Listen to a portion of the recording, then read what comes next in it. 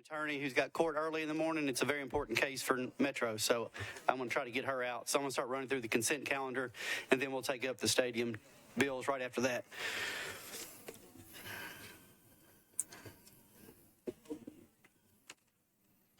Item number 4, 2023-2086, Roten and Syracuse authorizes the Metropolitan government to join the state of Tennessee and other local governments in amending the Tennessee State Subdivision Opioid Abatement Agreement and approving the related settlement agreements. 2023-2087, Roten authorizes the Metropolitan Mayor to submit the Nashville Davidson Community Development Block Grant Disaster Recovery Action Plan for funds allocated to Metropolitan Nashville from the U.S. Department of Housing and Urban Development to recover the Presidential Disaster Declaration 4601-DR-GN.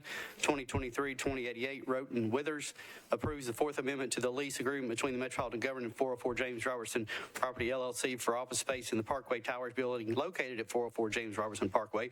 2023-2089 approves a grant from the Tennessee Department of Health and Metropolitan Board of Health to provide the Community Health Access and Navigation Program to deliver comprehensive care coordination services to eligible families and children. 2023-2090, Roten Syracuse approves Amendment 1 to strengthen public health infrastructure, workforce, and data systems grant from the Centers for Disease Control and Prevention to the Metropolitan Board of Health to implement workforce strategies to build organizational resilience, promote employee well-being, and enhance workforce performance while focusing on building healthier communities. 2023-2091, Roten Syracuse approves Amendment 2 to a presumptive eligibility services grant from the Tennessee Department of Health to the Metropolitan Board of Health to provide prenatal presumptive eligibility program, enrollment assistance, pregnant women with 10 care and Cover Kids application. 2023-2092, Roten Syracuse approves an application for the Project Safe Neighborhoods grant from the Tennessee Department of Finance and Administration to the Metropolitan Police Department to reduce gun-related violence in Nashville by funding additional training, staff overtime, and the purchase of additional forensic equipment. 2023-2093, Roten authorizes the Metropolitan Department of Law to compromise and settle the property damage claim of Angelino Molzer against the Metropolitan Government for $26,426.65, with said amount to be paid out of the Self-Insured Liability Fund. 2023-2096, Roten, Withers, and Pulley approves a participation agreement between the Metropolitan Department of Water and Sewerage Services and MAPCO Express Incorporated to provide improved public sanitary sewer services through the construction of an improved stormwater system. Seeing nothing else, got to get a motion. Moved, properly seconded, all in favor? Any?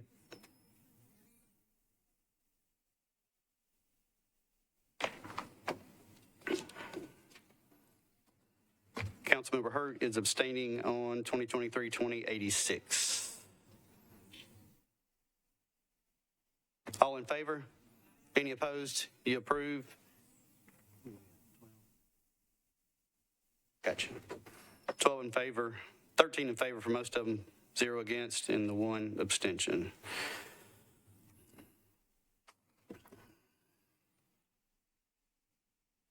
All right, moving on to the two stadium issues.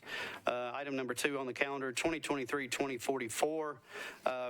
It is our hope today that we could, we have an amendment, but we're going to try to defer this if we get a vote for that so that it can run, if the other bill is passed tonight, that they could run together at our next meeting. 2023-2044, as amended, Withers, Roten, Hurt, and others, creates a Nashville Needs Impact Fund to help provide resources to nonprofit entities serving Nashville and Davidson County and designated certain amounts thereto. Can I get a motion? Moved, properly seconded. Councilmember Evans, you have an amendment. If you'd like to speak to it, can I get a motion on the amendment? Move, properly seconded. Councilmember Evans, you are recognized. There you go. Sorry. Thank you, Chair. Yes, so basically this amendment, I wanted to bring something forward since we had the original conversation about the 1% hotel tax, and then also the follow-up related to the report that the mayor's office prepared is how to connect kind of some of those learnings back to this Nashville Needs Impact Fund, since there's not really a good avenue to be able to assist residents that are using housing or hotels for housing. And so this was kind of the direction that I went, is to look at that fund and can we leverage a portion of that fund to potentially support initiatives that would benefit those Nashvillians. Thank you, Councilmember Evans. Any other questions on the amendment? Seeing, Councilmember Van Reese, you are recognized. Yes, I apologize. I have not actually read the actual amendment. I just wanted to clarify that it doesn't change anything that has already happened, but only in addition. Just want to clarify that. Thank you, Councilor Van Reese. Seeing no other hands, all in favor of the amendment? Any opposed? You recommend the amendment, 13 in favor, 0 against. And could I get a motion for deferral? Moved, properly seconded for a one-meeting deferral. All in favor?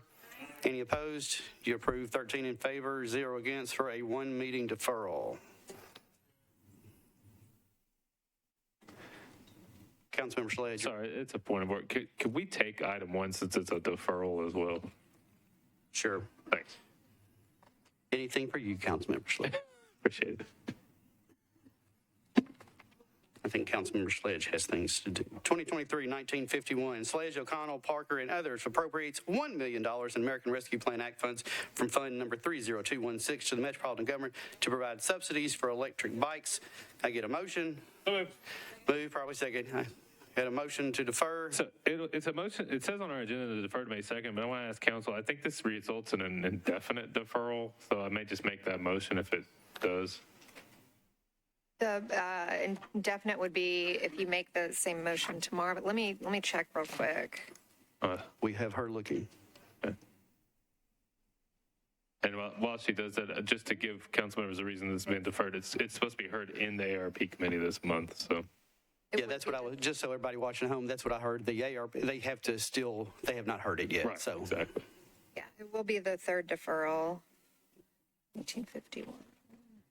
So I'll just go ahead and move for indefinite deferral because it's going to result in the same All tomorrow. right, so we have a motion for indefinite deferral properly seconded. All in favor? Aye. Any opposed? You defer indefinitely.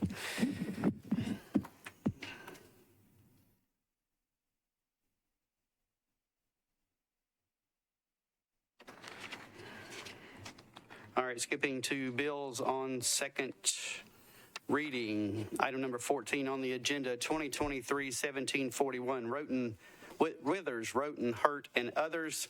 All right, it's going to take me a second to read all this.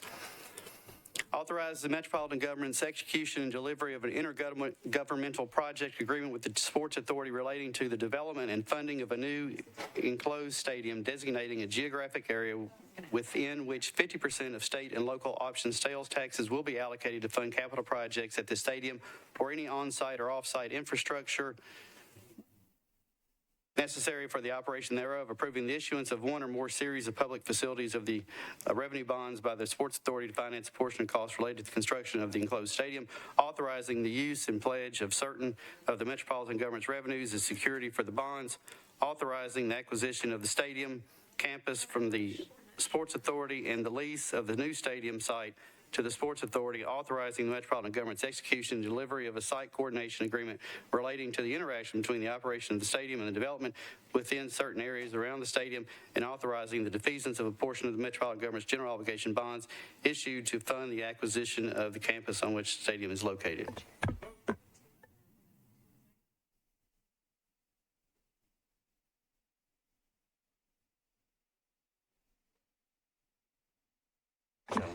Someone had a question about why I skipped over, because most people that are in this room are here for this stadium bill, and so I'm trying to get through that first. So do I have a motion on 2023-1740? I have a motion properly seconded. We have amendments. Amendment number 1 is Councilmember Withers. Councilmember Withers. Amendment 1 on 2023-1741.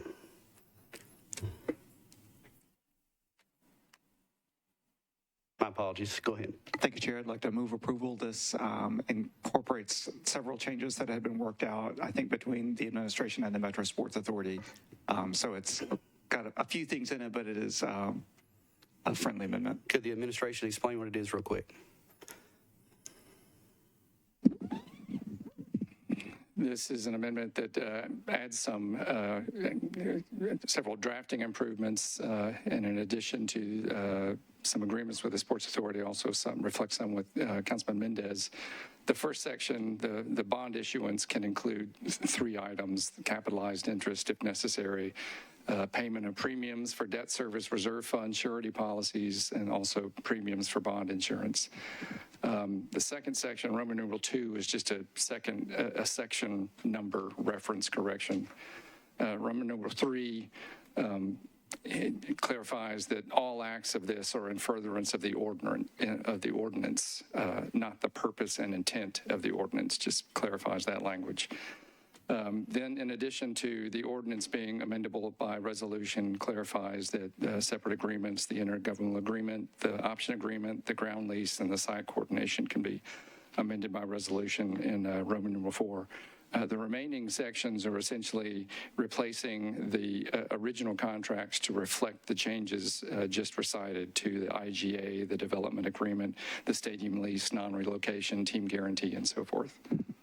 All right, we have a motion properly seconded. Councilmember Mendez, you are recognized. Thanks. I think this question's for Mr. Oldham.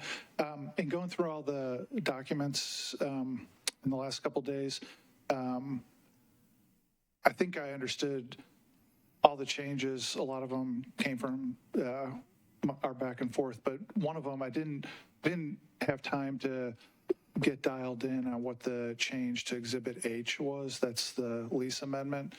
There's some changes in there that didn't originate with me, and I really didn't have a chance to dive in about what is being accomplished with that. Mr. Oldham, you're recognized. Sure. So one of the premises of this deal is that if the Sports Authority issues bonds, all the transaction documents have to be executed. Those transaction documents include a transfer of the campus property to the Sports Authority. I'm sorry, from the Sports Authority to Metro, and so then the Metro would own it. If the transaction unwinds for some reason, everything unwinds with one exception, and that is that the capital expense standard in the existing lease stays as it is. But there's sort of one weirdness in that the lease would remain in place insofar as the parking lots are for the stadium, but Metro would then own them. And so that amendment is to just clean up and make clear that between the site coordination agreement and the reversion back to the existing lease, the parking provisions are in place, and to the extent that Metro owns the property rather than the Sports Authority, which will be the case, that Metro will fulfill the Sports Authority's obligations under the lease or authorize them to do so. That's the point. Thanks, Chair. Sure. Seeing no other hands, all in favor? Any opposed? You approve 13 in favor, 0 against. Amendment number 2, Councilmember Taylor. Can I get a motion? Moved, properly seconded. Councilmember Taylor, you are recognized.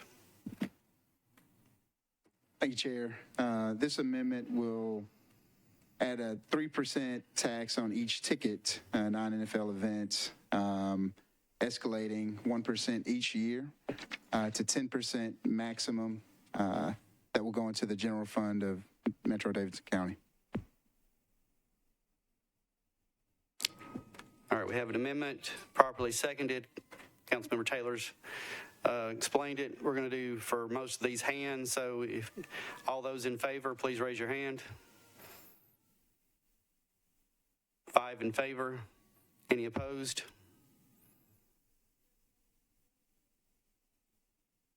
I'm sorry, y'all. I just asked, and no one raised their hand. Y'all looked at me like y'all were deaf or something. I don't know what's going on. So, all right. Councilmember Johnston, you are recognized. Or just Courtney member, that's nice. That's right. So the ticket tax, this is the $3, correct? So how long has that been negotiated, and what, I feel like that's starting over some pretty basic negotiating points that have been in place for quite some time, and that would maybe bring us back to the drawing board on that particular point. Can somebody speak to those previous negotiations, how we got to that, and how long it's been in place, and if this is a deal breaker or... Someone from the administration. You're recognized. Then, whatever. Well, sir, it's certainly been in place since the term sheet, which I think was introduced in October. But your point is correct on, I think this goes to one of the core one of the core revenue streams that, the business issues were negotiated well before October. Well, not well before, but this certain point was negotiated well before October. And so it's just, it's what we arrived at with the team. And so with the team, is this something that the team has discussed or is open to discussion, or is this sort of like we're not going to entertain this discussion because we've sort of been there, done that? I mean, where is the team on this? And then why would it be non-NFL events and not, because the amount is the same, right? For even NFL events and non-NFL events, it's all $3. Correct? It's just called something different. It's either rent or whatever they call it, right? So it's not quite right, but it's substantially right. Okay. So anyway, I just would like to hear from the team, like where we are. Is this something that they just can't, or is it something that they're willing to entertain, or have we even had this discussion? Is this coming out of left field? I think the team anticipated that the benefits to the general fund from this deal were going to be reflected in the Needs Impact Fund, which was before you and approved with Councilmember Evans' amendment. I think this was not part of the negotiated portion until we saw this amendment today. I think the concerns is that the impact on the costs of admission to non-NFL events, including TSU events, CMA events. I believe I understood from the sponsor he had not reached out to TSU to determine their preference with respect to this amendment. For all those reasons, we have obvious concerns. Okay, so I would say, since this was a pretty major point in our term sheet that we heavily debated and amended, I don't know how many times, that the $3 ticket fee, whatever you want to call it, rent, has been negotiated long ago, and I would say let's not rehash things that have already been sort of solidified. So I would vote no for this amendment. Thank you, Councilmember Johnson. Councilmember Gamble, you're recognized. Thank you, Chair. And just to follow up to Councilmember Johnston's questions, for clarification, Deputy Mayor Wilcox, if the $3 amount is not the same for football events and non-football events, can you clarify that? Yeah, good question. So there are two separate revenue streams. There's a ticket tax that's been in place since 2009, 2011. It is $3 per patron assessed against patrons, regardless of event, other than TSU games. Okay. Separately in this deal, there is a concept of rent, a charge against the team as a rent payment. The calculation of the rent is an amount equal to $3 per patron at non-NFL events. So the amendment, I think, is speaking to an escalation of that second revenue stream, not the ticket tax, but the rent. So that would be an extra $3 on top of the ticket tax for non-NFL events. It's rent charged. Rent charge. Yes. Okay, and that would include TSU and games and other. Although that is kind of football, but not NFL football. The distinction is non-NFL. NFL. Okay, That's so right. that would include TSU games and any other concerts and You're exactly things. right. Okay. And I guess this question is for the sponsor. What do you hope to gain with that additional revenue? So in the amendment, the revenue goes to the general funds. The $3 stays in there. The $3 rent will still be there. There will be an increasing amount that also goes back to the revenue funds. So it doesn't necessarily remove the amount that we have obligated to the bond payment within this particular amendment. Therefore, the negotiations are still within the same reach and same level, so that doesn't change one bit. But there is an increasing amount throughout the year, increased over additional to that amount within the $3 that then goes into the city's general fund. Thank you. Thank you. You're welcome. Councilmember Hurt, you are recognized. Thank you. So if TSU is fortunate enough to host the NFL Combine, and that is NFL affiliated, would that also eliminate the $3, the additional tax on there? I mean, do we have to be specific in whether it's NFL related or what? Because when I worked with TSU, they were very good with the contract and the negotiations that had been made. So I'm just trying to find out, if it's going to affect them and any other organization that may have some relationship, that may be with any other. I know we're talking about NFL, but considering that we're speaking of other professional sports that may be hosted in that space, how would it affect them as well? I think, as Jeff pointed out, the delineation is NFL versus non-NFL, and so the Combine could be considered an NFL event since it's hosted for their benefit. Other professional sports leagues would not be NFL. Which that means that it possibly could affect TSU, because I know last year's Combine was at Jackson State. Yeah, if I follow correctly, I think that's right. So for that reason, and I don't want any, unintended consequences to occur that we may be missing in this situation. And I just think that we've already identified other means of being able to provide for the kinds of infrastructure expenses or costs that we may incur doing this whole thing with Nashville Needs and some of the excess revenue that we just spoke about. And I'm not sure if this is something that we want to dive into at this point. Thank you, Councilmember Hurt. Councilmember Mendez, you recognize. Thanks. Honestly, I think there's deep confusion about what this does. And so I'm going to direct this to, Jeff, Sam, Margaret.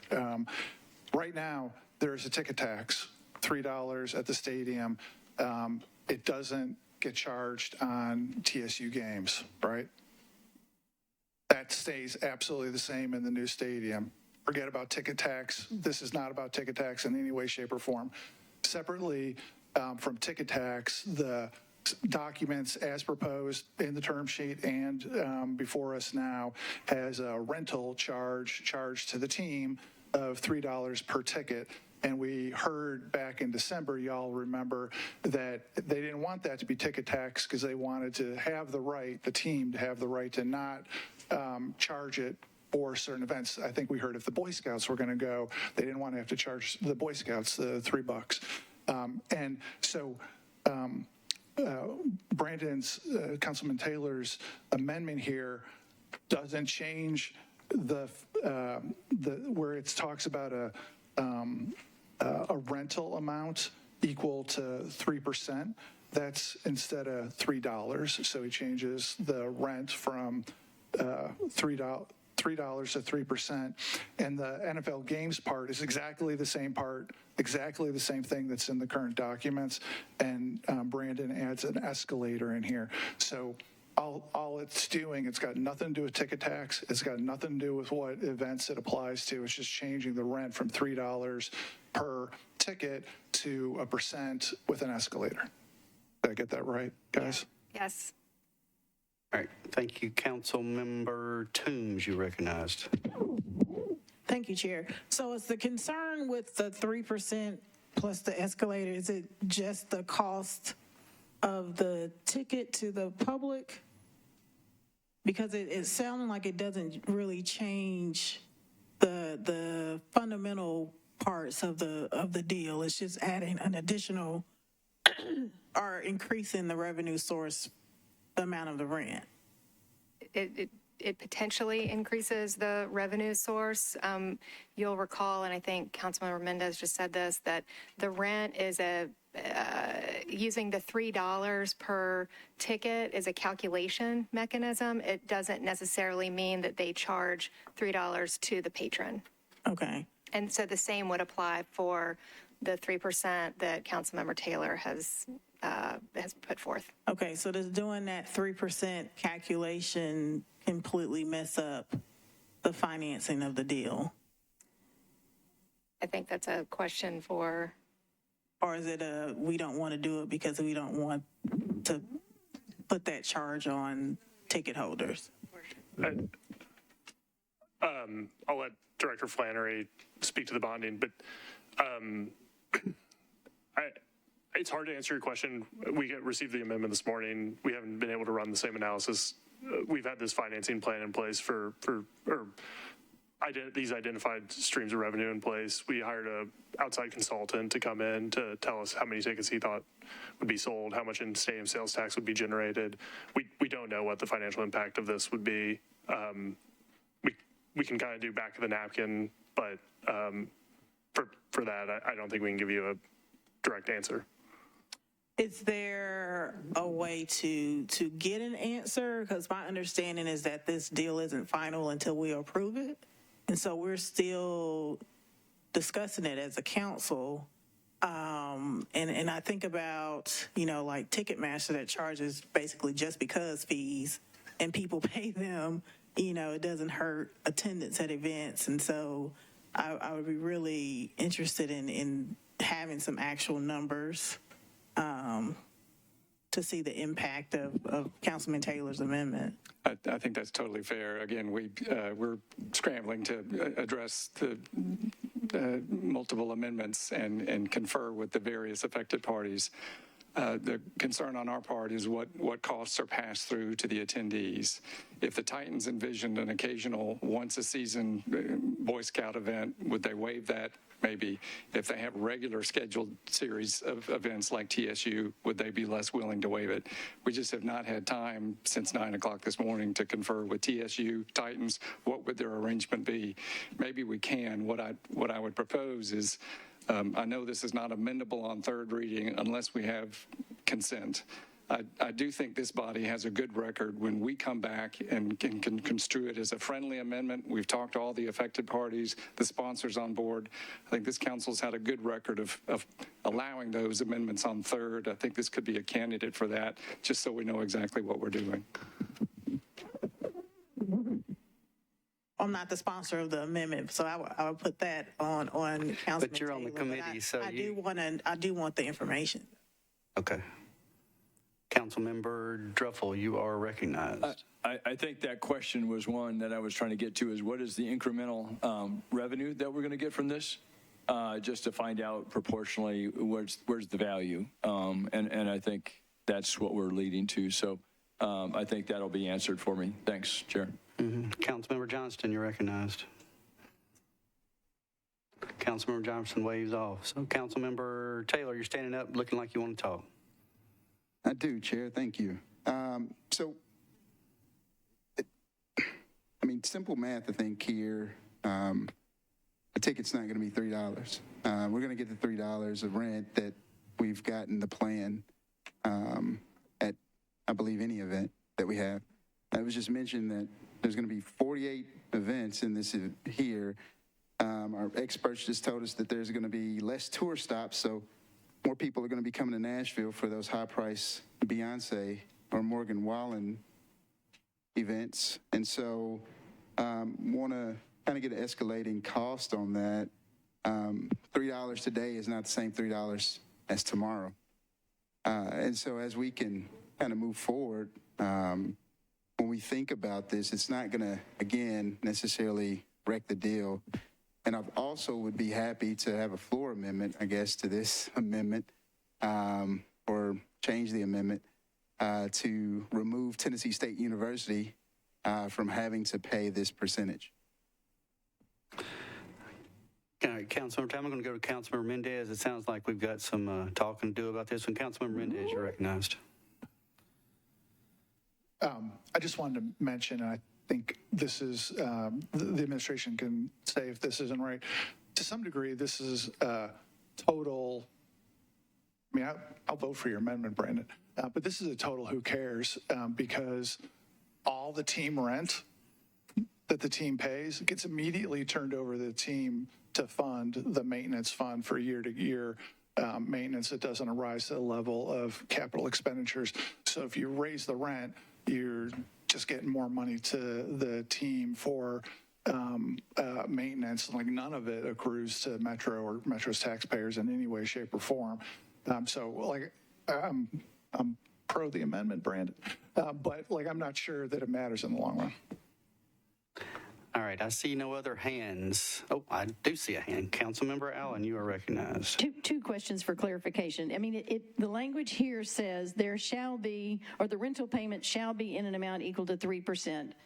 But I can't remember what the rest of this says. So is that saying that everyone shall pay the rental, or just that's the amount that it will be and that the payment is optional? That's my first question. And then the second one is, I mean, I'm guessing concert tickets are like $200, and 3% of $200 starts to be real money, like $60. And then it's going to escalate 1% a year, along with the fact that the tickets inflate. So, you know, is that going to end up being 10% of $300? And then, so that's two questions. And then the final one is, this says that everything except for $3 shall be paid to the general fund of the Metro government. So it doesn't, the way this is written here, it doesn't all go to the maintenance repair fund, only that $3 that we already had continues to go, which I understand. So, but can we direct money from ticket tax to the general fund government? So those are my three questions. Administration or Can I join? I'm just going to hop in real quick. It's not a ticket tax; it's a rental fee. Correct. Sorry. So you would be able to use it for something other than than what a ticket tax. So that shall is just establishing the size of it. Yes. Okay. And then you're correct about the escalator. One other thing that it does is that in no event shall the rental payments, in addition to the established ticket tax, exceed 10% total of the ticket. Okay, so, and then I finally want to say, we have heard repeatedly people say, how can we make sure that having this stadium benefits everyone all over Nashville? And so I appreciate the sponsor creating another stream that goes to the general fund. I kind of agree with a few other council members that we worked hard to create the National Needs Fund to do that. So I'm still trying to wrap my arms around, are we now, I mean, I feel good about many aspects of this project because we are asking tourists and football fans to pay for the stadium. Now we're also asking those tourists and football fans to pay for other things that we theoretically have freed up general fund money to do. And I'm still trying to get comfortable with that piece of it. So thanks. I see no other, well, Councilmember Hurt spoke too soon. So I mean, I understand and heard the sponsor say that he wanted to take TSU out of it, but that's just not, that's not in the amendment. So how would we go about working that? I mean, does this need to be deferred for it to, I'm confused. I think that in order to take TSU out of this particular amendment, we would need to do another amendment. We wouldn't amend this amendment, but we would, if this one were to pass, we would tack on an amendment at the end of the 20 to be a late amendment tomorrow. Okay. Thank you, Councilmember. Councilmember Van Rees, you're recognized. Thank you, Mr. Roden. I know that we're all tired and hungry, and I'm just wanting to, at least I am. I'm just wanting to. It's a long time before you get any food. I just want to make clear that if I understood the administration correctly, they are willing to kind of see what the effects are of this and to let us know as a body tomorrow whether or not they feel like it is a friendly amendment or not. And I'd like to be able to have that opportunity, and I'm wondering if we, if the committee does not take action on this, that can still go forward for tomorrow. So, in the essence of time, I'm wondering what the procedure would be to do that. Ms. Darby. The committee could take no action on this, and yet it would still be available to go forward tomorrow. You're correct. But there's already, I believe there's already a motion. There is a motion for approval, and so that's where we are. So we were just discussing that motion, so I'm going to take the vote. So all in favor, raise your hands. 4. 4 in favor. Against, raise your hands. 8. 8 against. 4 in favor, 8 against.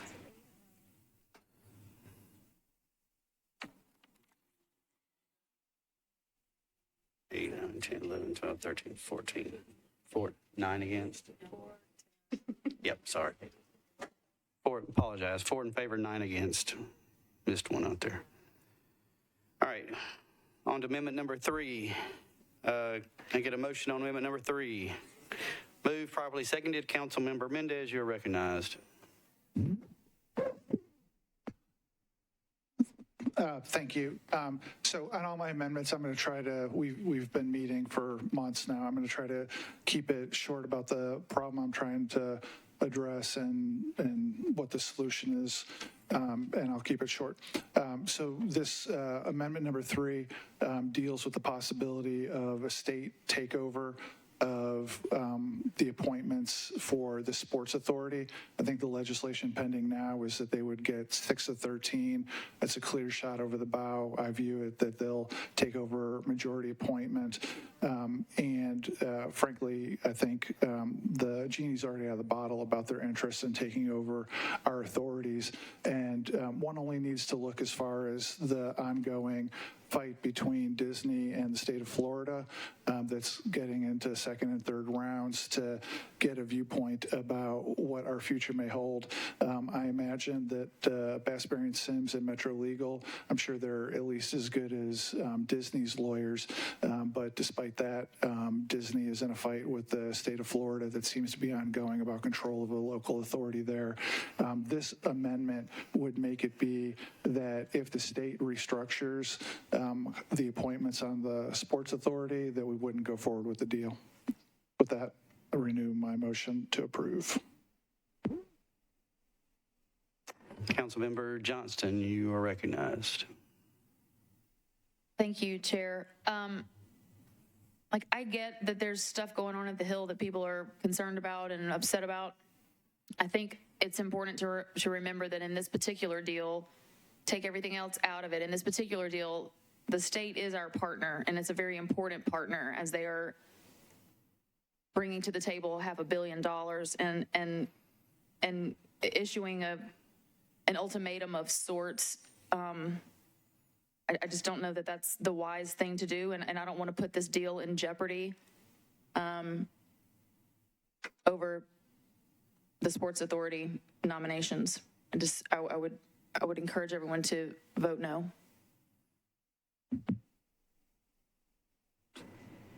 Councilmember Mendez, you're recognized. I respect my colleague from District 26. The state is our important partner, is about to take over all the appointments, or almost all the appointments on the Airport Authority. They're about to limit what we can spend money on out of the convention center, and they're about to take over a lot of the appointment power for the convention, for the Sports Authority. We know from how our government works that the power to appoint is the power to control. And it is a mistake to say, we've got aligned interest. We don't have an aligned interest with the state right now. And the fact that the governor, the lieutenant governor, the Speaker of the House and the comptroller haven't quashed all this legislation. I would recommend everybody read the legislative update we got from Ms. Hauser earlier today. There's nothing remotely salvageable about them threatening to take over our authorities and will probably lead to more litigation, I would hope, at least in connection with the airport authority. We shouldn't build a $2 billion asset if they're going to control the appointments of Sports Authority, full stop. And this is the opportunity for us to say so. Councilmember Gamble, you're recognized. Thank you, Chair. I have a procedural question. So I'm just trying to figure out how this amendment would work if we are voting on this plan now and the state could come back 2 weeks from now, a month from now. I'm not sure if they've set a scheduled date for a hearing on that Sports Authority bill, but I'm just trying to figure out how logistically, how would this amendment work, or is it possible? Is it feasible that it would work? I read the amendment to mean that if the state were to take action to restructure, rearrange, or reconstitute the authority before the Sports Authority issues its bonds, then the Sports Authority would not issue its bonds. It would have no effect if the Sports Authority issued its bonds and then the state did that. Does that in any way negate or offset our requirements that we've added to the term sheet, where if the state does not give the $500 million toward the stadium, then we were no longer obligated? No. Okay. This does not touch on the $500 million contribution from the state. Okay, thank you. Councilmember Pulley, you are recognized. Thank you, Mr. Chair. I would be interested to hear what the administration's position is on this amendment.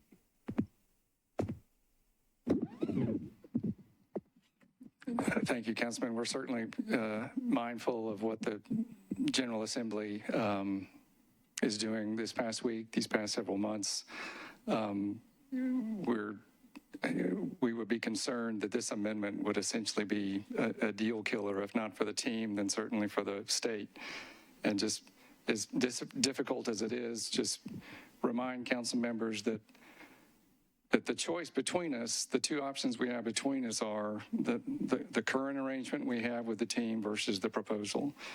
And the state can insert itself into either one, because they are the sovereign power. It's not just a question of what they might do this week or next on the Sports Authority. If this were to pass, if it were offensive to the state and they really took action, what could they do? They could take over the entire Sports Authority, do the deal themselves, and deny us of any benefit. We wouldn't get the land, for example.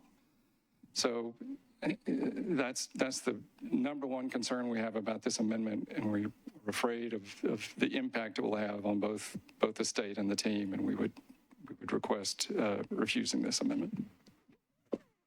Councilmember Hurts, you're recognized. So I guess for the past 3 years, it's been clear that I am not happy with the way the state has approached this council and how they have bullied the council and just basically threatened the council. And we don't agree on most things. But this is one thing that we have agreed on, I believe, with our Metro administration and with the state. And I do believe that we're going to have better communications, and we're going to have to find some common ground and try to mend whatever it is that we can. And if we don't have to pick a fight, I don't think that we should. And especially if we are going to jeopardize the opportunity to be able to provide services and funds for our constituents, knowing that this will generate the kind of revenue and what we would be able to do with Nashville needs and with the one community plan and create jobs and help with the workforce that we are trying so desperately to provide for the economy and for all of Nashville. And I would hate for us to miss that opportunity and put other things in jeopardy to prove a point. So I am not going to be in favor of the amendment because I think it risks too much for us as we try to move forward and make. Yeah. Sorry about that, Councilmember Hurt. Councilmember Mendez, you're recognized. Yeah, I want to push back on Mr. Jameson's comments. They cannot do this deal if the state takes over the Sports Authority. They couldn't have the park that we just got done hearing a half hour ago about how the park running down to the river is instrumental to the programming for the entire facility. They couldn't do that without us. They couldn't do the site coordination agreement. They'd have to pay for parking themselves. They couldn't get the road redone and a transit hub nearby without our participation. They couldn't use us backstopping a third of the debt with Metro revenues. They couldn't do the same deal. Bottom line is we should not add a $2 billion asset to the Sports Authority while it's, especially if it actually has its board reworked before we issue the bonds. We just shouldn't do that. And I understand there's differing perspectives on it, and this is everybody's opportunity to be on record when we fast forward 5 years and we don't have an airport authority that we control or a sports authority or a convention center authority, and Metro has no ability to get cash out of the convention center or the sports authority. Like now's your time to vote on how you feel about that. Thank you, Councilmember Mendez. And just for everybody's information, I was in state and local last week. It's my understanding that what's moving and what will be passed is 7 appointments by the mayor, 6, 2 by both speakers and 2 by the governor. It will not go into effect until July 1 of next year. So that's where it's currently moving, and I'm told that is what they want to move. So if that changes your mind and makes you vote for it, I'm just letting y'all know that's where it is right now. Councilmember Van Rees, you're recognized. Just another point of clarification. Unlike the airport authority, I believe all of those appointed either by the state or the mayor's office has to be a resident of Davidson County. Is that correct? Or did that change?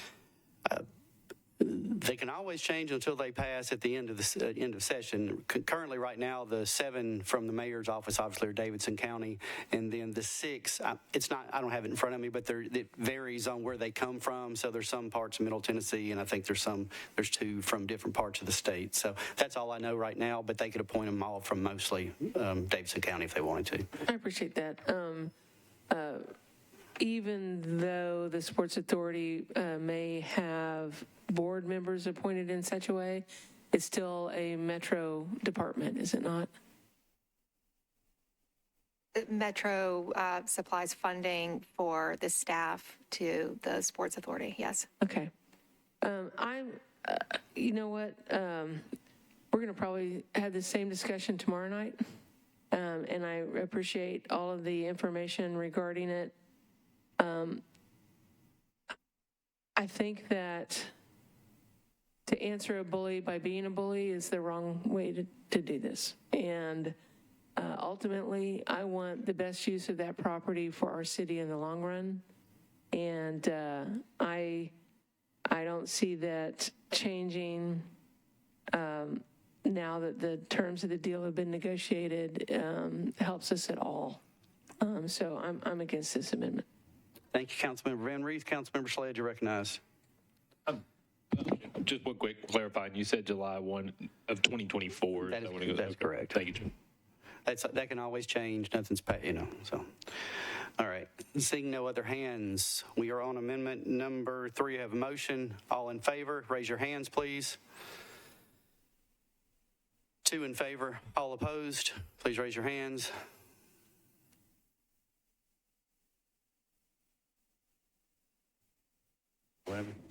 Are we missing one?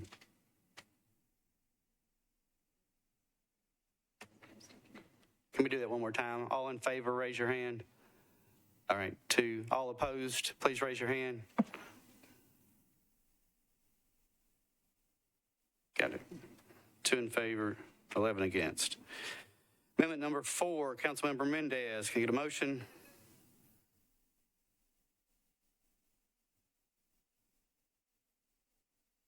Oh, sorry, Councilmember Mendez. We have a motion properly seconded.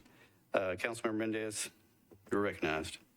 So the current lease with TSU was approved by the council in the 90s. The current documents say that the team and TSU will work out a new lease on their own, not subject to our approval. And this amendment would make it so we would have to see and approve the form of the TSU lease before the ordinance was effective. I see no one else. Oh, Councilmember Johnston, you are recognized. Currently, does the council have to approve the TSU lease at any given time? No. I know they're discussing it right now, and there's a letter of intent and all that, but if this amendment does not pass, would the council normally be tasked with approving that lease? The council would not be a party, or Metro would not be a party to that lease, and it would be approved, I believe, by the Sports Authority and the team and TSU and the state. Okay, so we would be interjecting ourselves into a lease that we have nothing to do with, correct? Yeah, potentially, yes. Okay. Is anybody from TSU concerned about the terms of the lease that they are negotiating with the Sports Authority? Or whomever the lease is with? Does anybody know that? Councilmember, we understand that the TSU and the Titans have executed a letter covering the essential terms of the lease, and we're not aware of any dispute or controversy. We do know that TSU the sublease has to be executed before the bonds are issued, and TSU itself, of course, must approve the lease. Okay, thank you. I don't see why this is necessary. I'll vote against. Councilman Mendez, you're recognized. Yeah, it's not that confusing. In the 1990s, this council did approve the lease with TSU, which was a historical precedent. I'm not making up an interjection. Currently, the Metro Council for the current lease approved that lease in the 90s, and I'm making sure that everybody knows that there's a difference between how this works and that works. And if we're happy to not do what we did in the 90s and see it, then so be it. Councilmember Hertz, you're recognized. Well, I have been very much engaging with TSU from the very beginning of this. And as far as I know, the TSU is approval of the way things are. And I believe if Dr. Glover was not happy, or Mr. Allen, because I've spoken extensively with both of them in regards to this, and if there were some concerns, I believe that they would have shared that with me, as I've made it very clear that I am all things TSU. And if anything was going to be harmful to them, I trust that they would let me know so we can bring that matter to the forefront. So I've not heard from them, so I would just say that to the question asked about TSU. Thank you, Councilmember Hurt. Councilmember Johnston, you're recognized. Thank you. I just want to clarify that back in the 90s, the lease agreement with TSU was actually with the Sports Authority, so that would have the council probably party to that lease. This now is a sublease with the Titans, because the Titans have the lease with the Sports Authority, so that's why it's different this time. Seeing no other hands, all in favor, please raise your hand. One in favor, all opposed.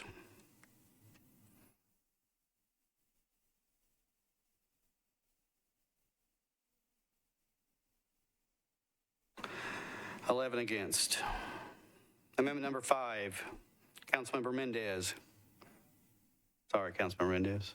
You're recognized. On this one, Councilmember Hurt has a late filed that covers the same topic, and I prefer her late filed, so we don't need to talk about number 5. Okay. So we will not take that up. We'll hear about that tomorrow night. Councilmember Hurt, Councilmember Mendez, item number 6. Item number 6, this would amend the intergovernmental project agreement to confirm that I believe it's the Sports Authority couldn't put any liens or pledges on any of the assets related to the new stadium during the term of Metro's purchase agreement. And when I made this suggestion a few weeks ago, I believe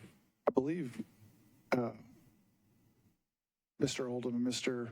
Cross have put the concept in one place in the documents, and this amendment would put it in the intergovernmental project agreement also. And this is important if there's a state takeover of control of the Sports Authority, to make sure that there can't somehow be liens or encumbrances on what is fundamentally our stadium. I see no other hands. All in favor, please raise your hand.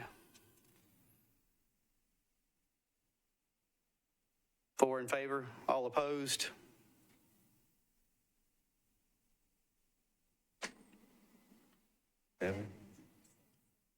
Seven. 1 abstention. There are more than that. 4 in favor, 7 against, and 2 not voting. 2 not voting. Amendment number 7, Councilmember Mendez. You are recognized.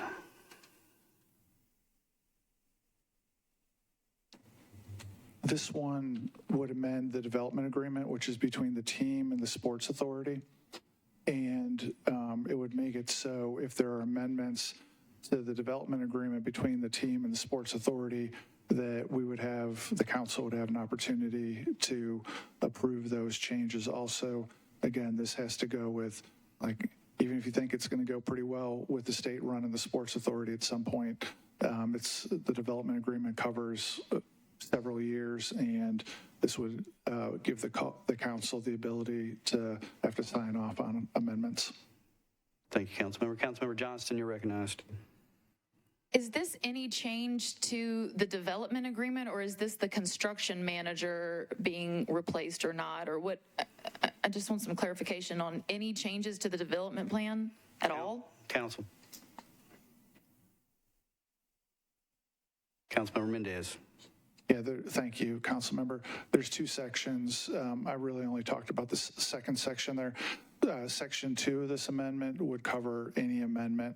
And then in particular, Section 1, which I forgot to address, the current development agreement says that the team can change the construction manager, I think that's what it's called, construction manager, if they are a, quote, qualified construction monitor, and if not, if the new person isn't going to be a qualified construction manager, a defined term, then the authority has to sign off on who the new person is.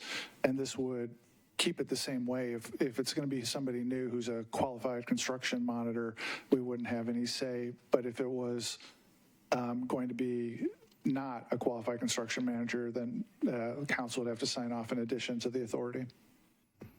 So, thank you for that. I'm just wondering, so my husband's a general contractor, and there's changes in development plans a lot. And if it's requiring a 3-reading ordinance to approve every single change within a development plan, we'll never get out of this chamber. And so I just think, I guess I respect the attempt to be continually in control of some things, but at the same time, you have to balance progress and not having us constantly approving every change. So I'll vote against this as well. Councilmember Evans, you're recognized. Thank you. I just was reading the information about this, and I wanted to know, would the city hiring its own construction monitor be a thing? Is that like a normal practice for Metro to do on a large project like this? Mr. Jamison. The Sports Authority does retain the right to hire its own construction monitor. I would want to ask if that's the phrase, is that possibly a typo, that we don't mean construction manager, we mean construction monitor? I believe so. It should say construction monitor in the amendment. Okay. It's common practice, I'm sorry. Thank you. Mr. Jamison or Mr. Oldham, what are y'all's thoughts on the amendment? I was just curious.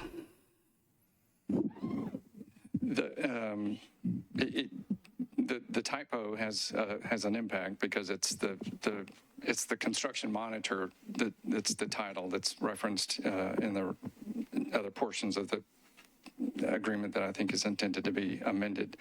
The Sports Authority does pick the very first construction monitor, and again, they retain the right to hire their own if there's a disagreement about a replacement. And so we don't believe the amendment is necessary. All right, seeing no other hands, all in favor, please raise your hand.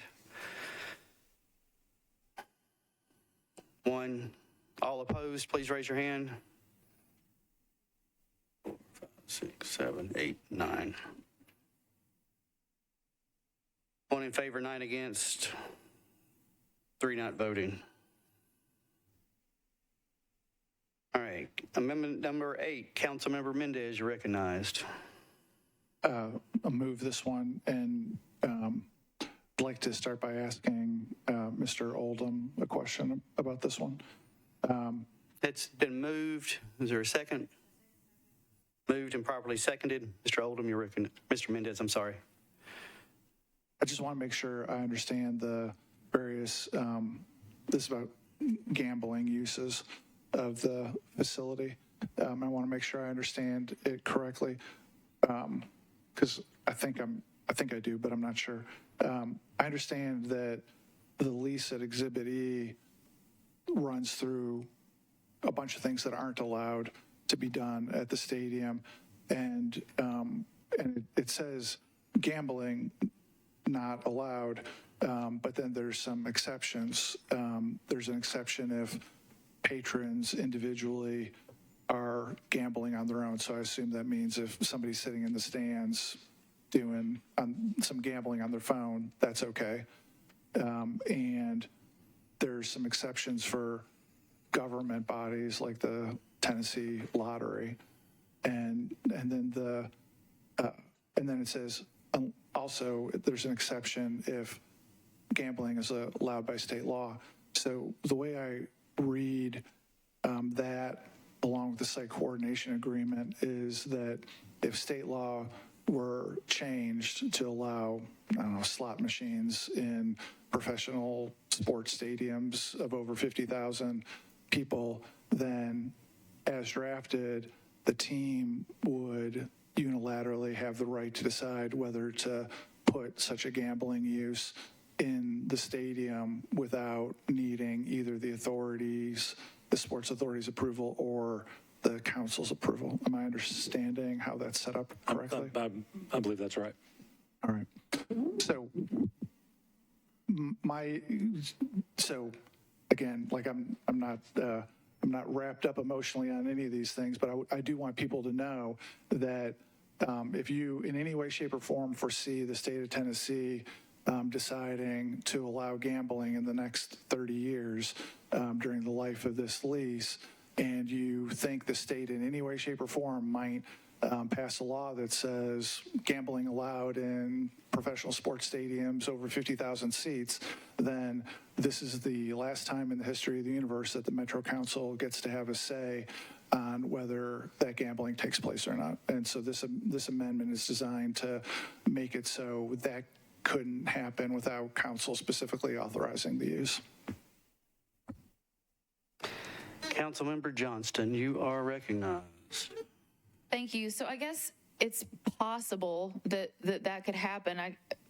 who knows what would happen in the future if the new Titan Stadium would become a casino of sorts. But as this amendment is written, I mean, I know that we, through different events and charity, things like that, there's like raffles and all that. Would this amendment outlaw that type of stuff as well? This very benign, buy a ticket and win whatever, because it's a game of chance type thing, which is a form of, I guess, gambling?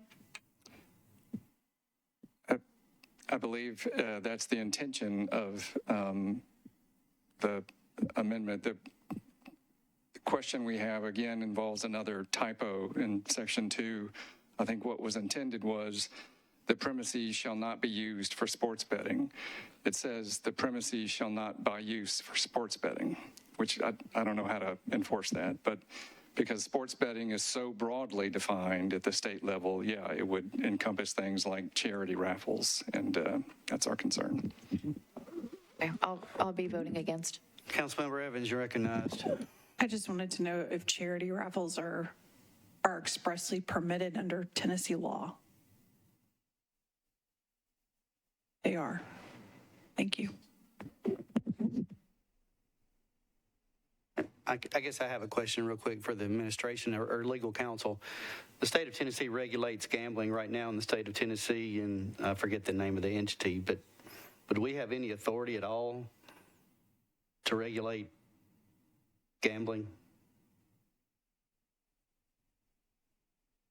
So if we're talking about, for example, casinos, the state hasn't taken away our land use and zoning controls, and that still applies. I can't imagine there being unregulated casinos that doesn't defer to the local legislative body's authority over land use. There were some other hands. I apologize. I jumped in. Councilmember Mendez. Yes, so to Mr. Jameson's snide comments about my typos, I'm sure we can amend that on third reading if he needs the by to read B. More broadly, listen, man, these documents expressly contemplate what happens if gambling is legalized in the state of Tennessee. And what they say is team gets to make it happen if that's the case. And all I'm doing is pointing out if that's what our vote is, the documents expressly think about what happens if gambling is legalized in any way and give the team the decision in the event that it is.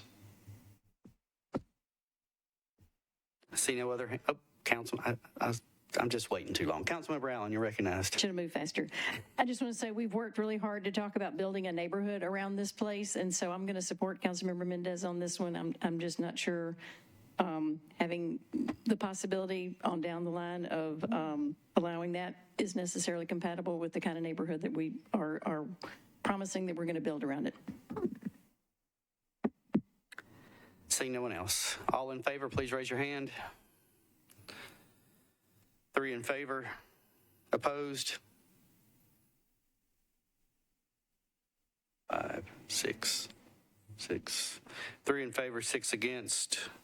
And is it 3?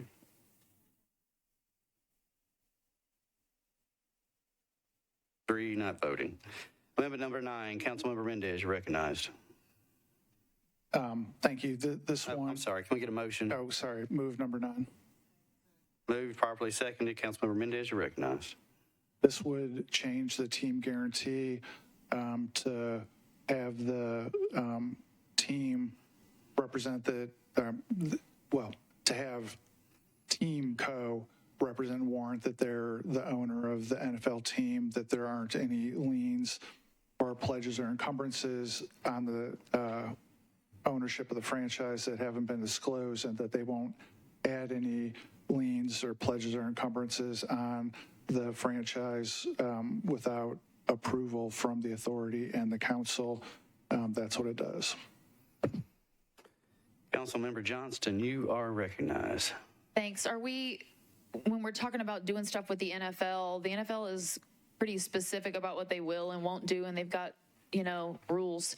So my question, I guess, I don't know who to ask. Maybe it's the administration or I don't know who, but is this something that the NFL would be able to entertain given their rules of procedure?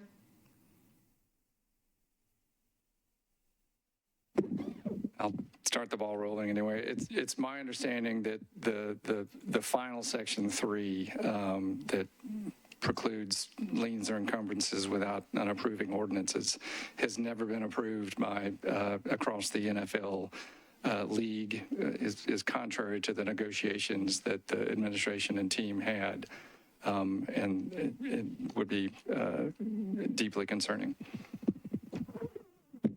Thank you. Seeing no other hands. All in favor, please raise your hand. 1. All opposed, please raise your hand. 1, 2, 3, 4, 5, 6, 7, 8, 9, 10. 1 not voting. Amendment number 10, Councilmember Mendez, you're recognized. Sorry about that. I somehow knocked you off. Councilmember Mendez has moved amendment number 10. Seconded. Councilmember Mendez, you're recognized. This is a fairly complex point that I brought up with council for the city a few weeks ago. They made a change similar to this. I kept this one in the package because I like my language better, and they have a version of at least section 1 in this, and we didn't have time to figure out whether there's some version of this that they're okay with or not. So I would move it. So it's moved and properly seconded. It's fun from the administration to speak to this amendment. No, we support this amendment, so thank you, Councilman Mendez. Okay. And could you just explain for me real quick what we're doing here, just so from y'all's perspective? Sure. So we were under the understanding that we had already sort of captured this in our IGA amendment. Amendment 1, which you council just approved, captures this. And the language differs subtly, but subtly enough that we're comfortable with Councilman Mendez's version. All right, we're going to try to do this one on a voice vote. All in favor? Any opposed? You approve. 12 in favor, 0 against. Amendment number 11, Councilmember Mendez. I'll move 11. Moved. Properly seconded. Councilmember Mendez, you're recognized. The deal documents have it where the team has to keep their headquarters and practice facilities in the county for 20 years. This amendment would change it to 25 years. Councilmember Johnston, you're recognized. So is this, I'm just wondering if this is necessary. I mean, I know they're committed to staying out there for quite some time. This was something that was already negotiated. I feel like we're sort of going back to the drawing board with a couple of these things that have been ironed out for quite some time. And the difference between 20 and 25 years, while they're saying they have no intention of moving, I just don't know that it's necessary. Councilmember Pulley, you're recognized. Thank you, Mr. Chair. I think this question was addressed to the Titans at one point in time, and I recall the answer being that they're pretty landlocked at the location that they are right now. So this just frees them up at some point if it becomes necessary to expand beyond their ability to acquire property, then it gives them the ability to do that. Councilmember Mendez, you're recognized. Yeah, just for clarity, this wasn't in the term sheet, was it?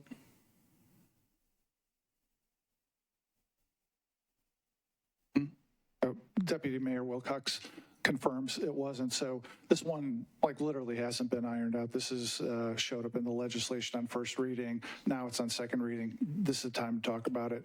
I don't mind people being on the other side of it, but it wasn't in the non-binding term sheet in December. This is new.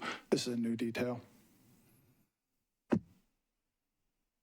Councilmember Allen, you're recognized. Thank you. I had asked the question earlier. There are bonds issued for 30 years, and I was concerned that this did not align with those. But just to clarify, this is only the HQ. This is not the team non-relocation. So the team is obligated for the duration of the bonds, and to me, that's the key piece. Yeah. Are anybody else? Seeing none. All in favor, please raise your hand. 2. Do that again for me. All in favor, raise your hand. 2. I was right. For the record, Ms. Darby was wrong. All opposed, please raise your hand.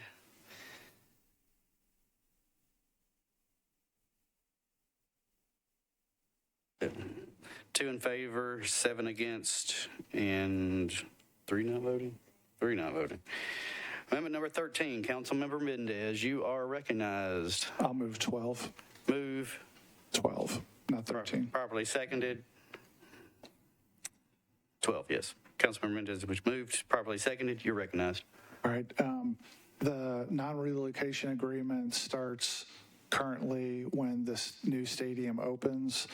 This amendment would make it that the non-relocation agreement would start once there's a defined term funding release date, and that's basically the day when everybody, the state, the team, and the Sports Authority have put their money in.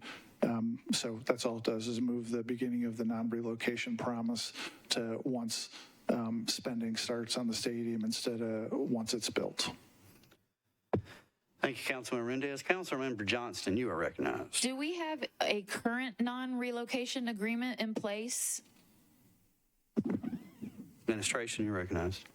Thank you, Councilmember. Yes, we do. Under the current lease agreement with, or current agreement with the Titans, by the funding release date, the team is required to fund and complete a new stadium. And then once the new stadium is completed, at that point, a new non-relocation provision kicks in. So there are no gaps. We've covered the entire period. Okay, so at no point are they able to relocate from now until the end of the term of these bonds, correct? Correct. Okay, thank you. Seeing no hands, all in favor, please raise your hand. 1 in favor, all opposed, please raise your hands. 1, 2, 5, 6, 7, 8, 10. 1 in favor, 10 against, 1 not voting. Amendment number 13, now we're there, Councilmember Mendez. You're recognized. You got a motion? Yeah, move number 13. Properly seconded. Councilmember Mendez, you're recognized. This is another having to do with not being sure we're going to control the authority in the future. In the non-relocation agreement, there's a form of an assignment, and it says that the form of the assignment can change if the authority says so, and this would just make it be where if they use the form that's attached that we're approving now, fine, no problem. But if they want to change the form of the assignment for the non-relocation, if ownership changes, that the council would have to approve that also. Councilmember Johnston. When we're discussing these agreements with the Titans, the agreement is with the organization, correct? Not with the ownership per se. So if I decide I want to buy the Titans because I win the lottery plus some, all of the agreement, all of these agreements are with the organization that I may purchase, correct? It's not necessarily with Amy Adams. Is that accurate? Administration. Yes, essentially, yes. Any assignment requires the successor owner to assume the full responsibilities for the project obligations. And so has there ever, can the NFL do that? Can they say, okay, we're going to enter into this, or this franchise is going to enter into this agreement, but we're going to agree that this franchise will not be able to sell to another owner during a certain term? Is that something that happens? I don't think so, but I may turn to Mr. Oldham if I can and see if he knows any different. Mr. Oldham, you're recognized. No, you're fine. So Section 4 of the non-relocation agreement does a couple things. One is sort of, and this is throughout the documents, if the NFL approves a transfer of ownership, the team can transfer ownership. And that's a clear thing here. And the other thing Section 4 says is, in any transfer of ownership, the successor owner has to assume full responsibility for the performance of all obligations of the Titans under the project documents. That's all the documents. The amendment then speaks to the form of that assignment and assumption. And right now, Section 4 says that it has to be the agreement by which the transferee takes it, and they have to, whatever it is, they have to assume all the responsibilities, but it has to be either in the form attached or another agreement satisfactory to the authority. The amendment would add the council's approval to that if there was another form of agreement. So I say all that to say it does not give you any say-so over whether there is a transfer or not. There's no way under this document, as currently drafted, that the authority could sign off on a transfer in which the successor owner didn't fully assume all the responsibilities. And so I think the amendment just speaks to that form of assignment and assumption. I don't know if that's helpful or not, but that's sort of my technical analysis of what's going on here. Councilmember Johnston. That was technical, and I probably got a little bit confused there. So I guess my question is there any benefit to this amendment as far as us having to approve? I mean, the deal stays the same regardless of who owns the franchise, correct? I'll turn, my personal view is I'll say it a different way. I don't see any opportunity for mischief as it's currently drafted. Okay. And is this something that the NFL would even agree to have a municipal body be involved in a franchise ownership transfer? I mean, I'm going to just, first of all, I want to be transparent about it. I'm not an NFL deal guy all the time. From talking to our counsel at Greenberg, who are, the NFL views very suspiciously any sort of effort of local governments to insert themselves in the transfer of control process. How would they respond to this? I really want to go back to them, but they have been clear about that point. Okay, so this is likely a deal breaker and really doesn't add much value, correct?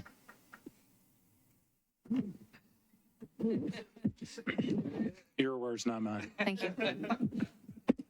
Seeing no other hands, all in favor, please raise your hand. 1, all opposed. Stay with me, folks. Help me out here. 1, 2, 3, 4, 10, 11. 1 in favor, 11 against. Amendment, where are you going? Okay, just making sure. You're not leaving me. You started all this. Amendment number 14, Councilmember Mendez, you are recognized. I'll move 14. 14 is moved and properly seconded. Councilmember Mendez, you're recognized. Yeah, if you guys don't like the ones where we get to have a say and stuff, I'll just go ahead and tell you you're going to hate this one. This one it makes it where if the legislature changes the structure, that instead of a nominal rent, the rent would go to market rate, and it goes hand in hand with the next amendment. The two of them go together, and I was doing this in a hurry. Maybe they should have been 14 and 15 should have been one, but that's the concept: is change the rent if the state takes over the sports authority. And I already know the majority of this room is going to hate that, but this is your chance to change the rent if the sports authority gets taken over by the state. Councilmember Johnston, you look eager to speak to me. Well, I just have some, so I get everybody's upset with the state, but I'm trying to figure out who this is punishing. If the state does, whatever in the world they're going to do, who's actually getting punished by changing a rent agreement in this particular, or this 1 or 2 amendments, seeing as how they're related? Councilmember Mendez, you are recognized. That sounded sort of directed in my direction. It's not meant to punish anybody. It's meant to protect the citizens of Davidson County and their $2 billion asset. We're about to lose the control of the board that has $1 billion plus worth of assets out the airport authority. And this authority owns a baseball stadium, a soccer stadium, Bridgestone, and it's about to own apparently a $2 billion additional facility. And, if we're going to have our government authority have a $2 billion asset controlled by somebody else, we ought to at least get market rent out of it. So I guess I just think that, the lease agreement has been negotiated already, and having it tied to something that the state may or may not do. Chair has explained where the bill is now, and it's not a complete and total takeover. I get it's not ideal for Metro, and people are upset about it, but I just think this is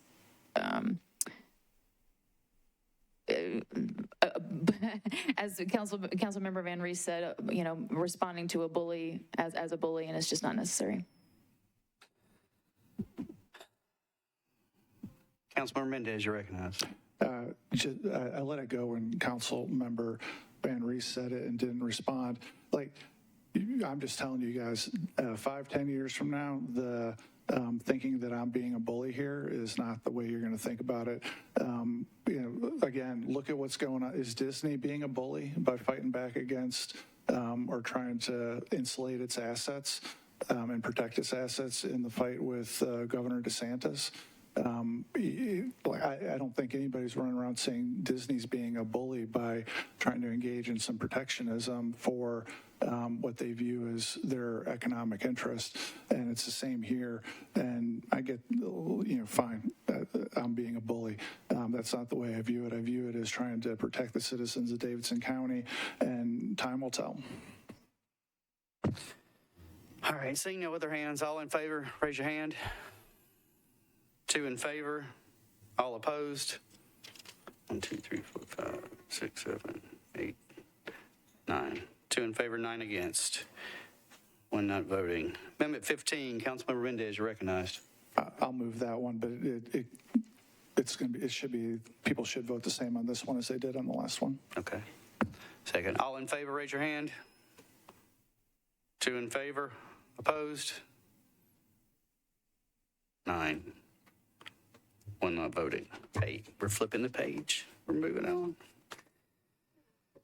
Amendment number 16, Councilmember Mendez. I'll move this one. Moved, properly seconded. Councilmember Mendez, you're recognized.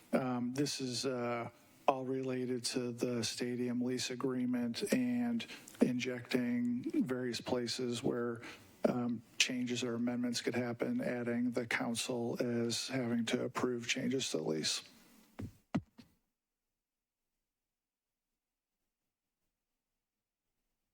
Councilmember Gamble, you're recognized.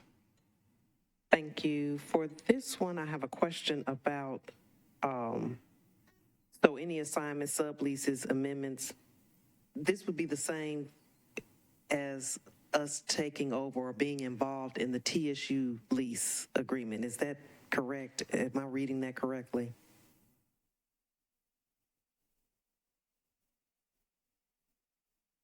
The TSU lease would be a sublease, so it would be affected. Right, so this would be the same as that. Okay, that's what I need to clarify. So I can't support this for that reason. Thank you.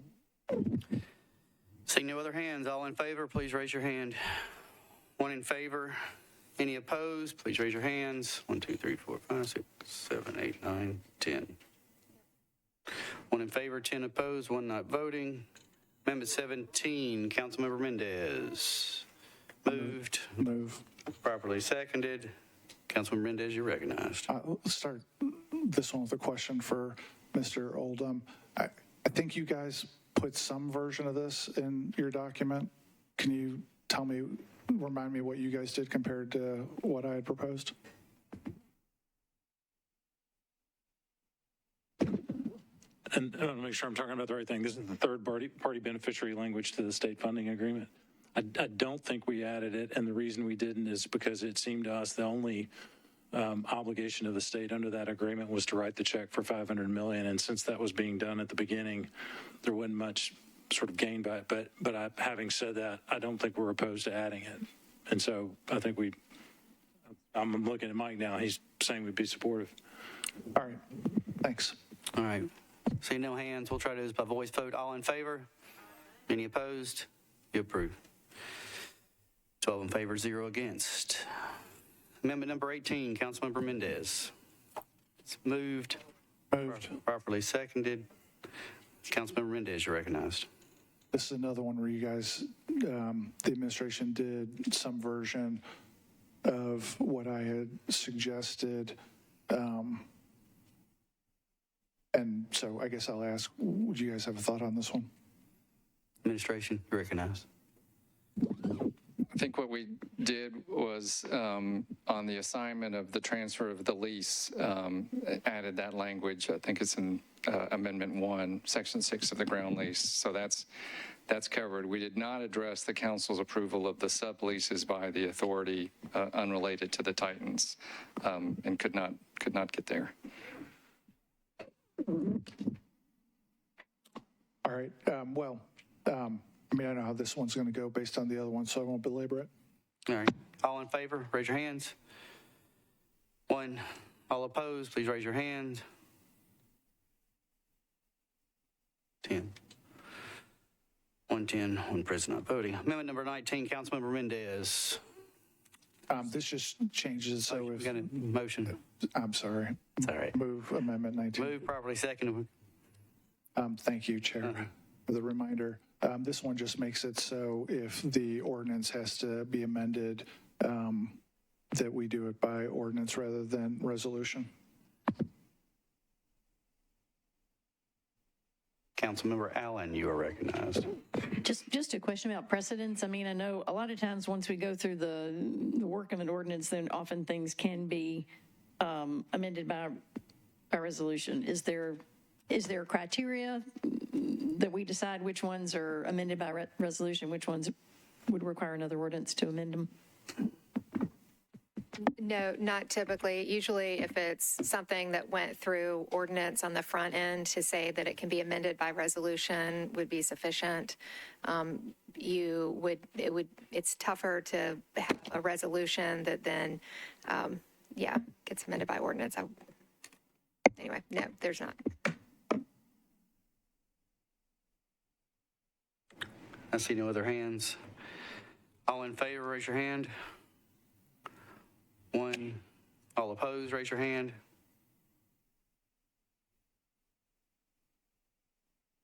9. All right. We have a late amendment filed by Councilmember Hurt. Councilmember Hurt, you want to describe what this late amendment is, and you want to move it, and I'll be kind enough to get somebody to second it for you. Because I know Vice Chair Gamble is very good at seconding when I look at her sometimes. You moving properly seconded? Oh, sorry. Hit the wrong button. Councilmember Hurt, you're recognized. Yes, I would like to move Amendment 20. All right. It's a late filed amendment, so we'll do that tomorrow night on the floor. Councilmember Hurt, you're recognized. Thank you very much. Basically, I really appreciate Councilmember Mendez's effort to highlight the importance of diversity and inclusion in a project of this size. But I wanted to nevertheless offer a small amendment to his proposal that closely aligns with the amendment that I made during the term sheet back in December. The amendment that I have placed before you requires that the Office of Minority and Women Business Assistance and the Titans report to us along the lines requested by Councilmember Mendez, but goes a step further and requires that to the extent any particular area is assigned a goal of less than 25%, that they prepare a plan to shoot for over 25% for that item. My amendment creates a requirement for additional effort in planning and targeting areas where the goals are set lower due to a lack of qualified, diverse firms. The administration and the Titans both support my amendment, and I hope that you all will as well. And I think that this does also align with the EBO that was passed a couple of years ago to try to add a little bit more meat to the procurement process to ensure minority contracting. Thank you, Councilmember Hurt. I've got Councilmember Gamble, you're recognized. Thank you, Chair, and thank you, Councilmember Hurt, for bringing this amendment forward. I totally support it and appreciate the intent behind it, and appreciate the fact that we're making this as a part of the as a part of the stadium bill on the front end, and not having to go back on the back end and make sure we're meeting these goals and requirements and recognition of the EBOO. So thank you, and I support this amendment. Councilmember Allen, you're recognized. Thank you, Mr. Chair. Appreciate both Councilmember Mendez and Councilmember Hurt being just proactive about this. I know that we are finishing up the revision of our our 5-year disparity study review, and that may come create an updated version of the EBO. Is the language here consistent with how that updated minority goals will play out? I don't know that they'll just change the numbers, and I mean, we haven't had the report on that. So I just want to make sure that it's able to incorporate any new information that we get in that when that disparity study is finished. Okay. Thank you, Councilmember. Councilmember, Ms. Darby, do you have an answer for that, or is? I don't have an answer, but we'll seek the answer for you for tomorrow. All right. Seeing no other hands, all in favor? Oh, I apologize. I got my former chair is in the back with her hand raised. I can't miss her. Councilmember Virtue, you recognized. Thank you, Chair. I'm going to use my former chair privileges then. We've been here a long time. My question don't have nothing to do with this amendment. Oh. It's been stated about the Sports Authority. I just woke up. The Sports Authority, the state taking over the Sports Authority.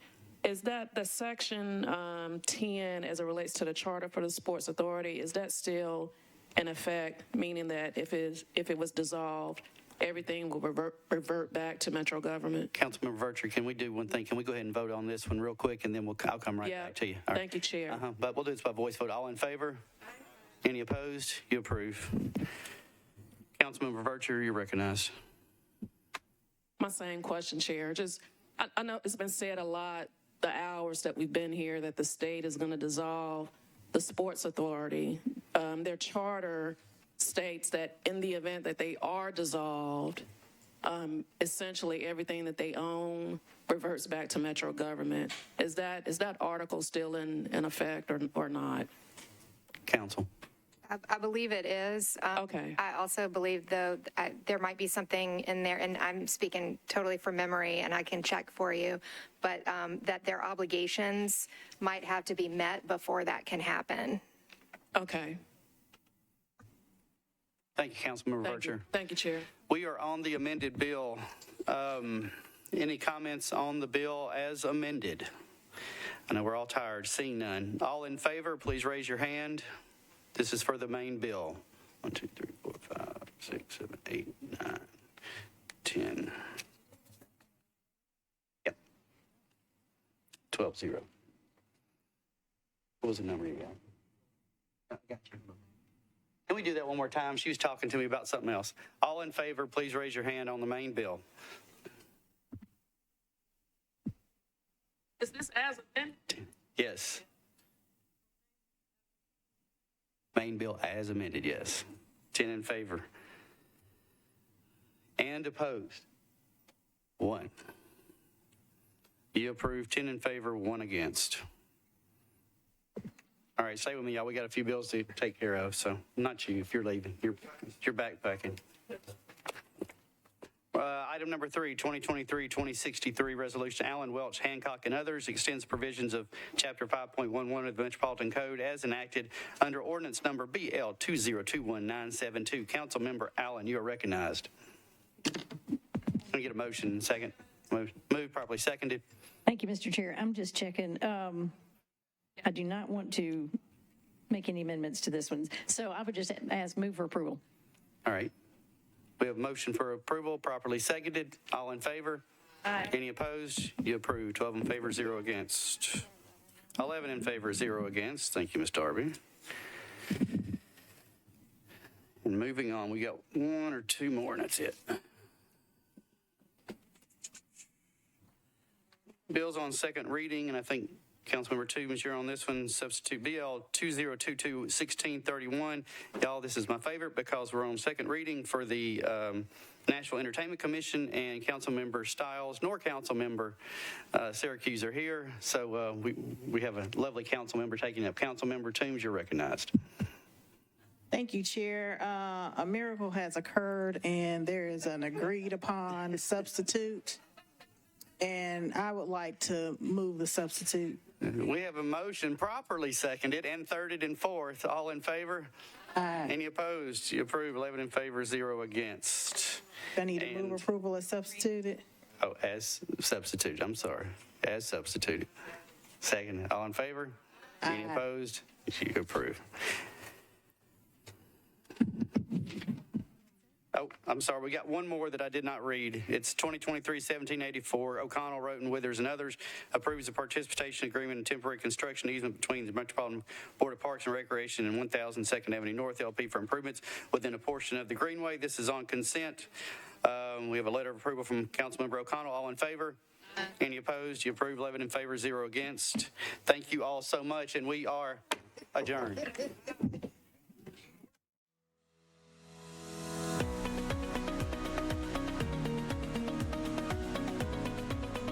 This has been a service of the Metro Nashville Network. If you would like to see this presentation again, or for more information on this and other programs, visit nashville.gov.